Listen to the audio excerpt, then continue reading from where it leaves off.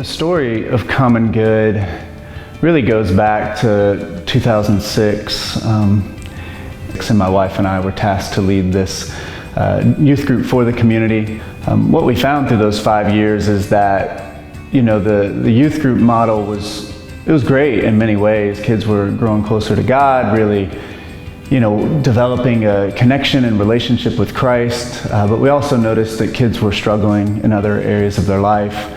And so we saw that the kind of traditional once or twice a week youth group model just wasn't really enough. And so that's really where the idea for Common Good was born. So Common Good is known for doing after school and summer programming.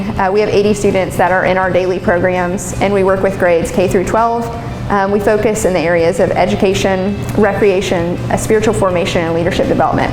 So it's a safe place for kids to be in the after school hours, but it's also a lot more than that. It's a place to be mentored by adults who are consistent and positive in your life. It's a place to connect with peers, which is really important to our young people, because we don't just work with elementary who kind of maybe need childcare, but we also work with middle and high school students, so they have to want to be here. So we have to create an atmosphere in which they want to come each day after school.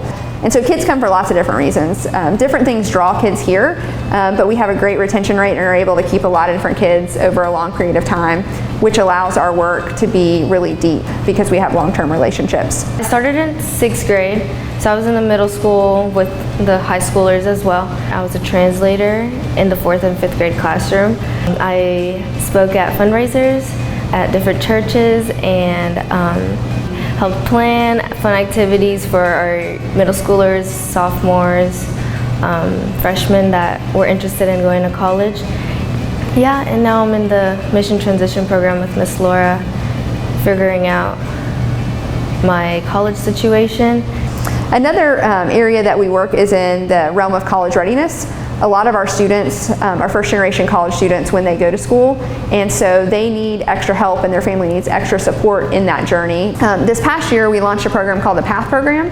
So Common Good has been around for a decade now. So we have lots of graduates who've come through our program, and what we found is that students and young people were being equipped through our program, but that also being a young adult is hard, and there's kind of another layer of mentoring that most people need. Another piece of that is not just support for the young adults, but it's also making a pathway for them to come back to Common Good and to invest through being on staff or being donors or being mentors or interns, to stay connected in whatever way they kind of choose. And so that's been really cool because that's important to us, that once you kind of graduate from our programs, you don't kind of exit the Common Good family, but kind of we want everyone to find a way that they can continue to contribute, whether they still live in our neighborhood or not. We've realized that we have this huge, awesome building. It's old, so it has some issues, but we have this great asset. All of Common Good space is donated to them free of charge.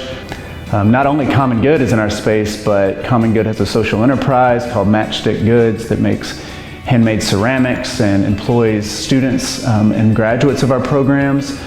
We also have an immigration legal clinic called Neighbors Immigration Clinic that is an extension of Justice for Our Neighbors, which is a ministry of the United Methodist Church.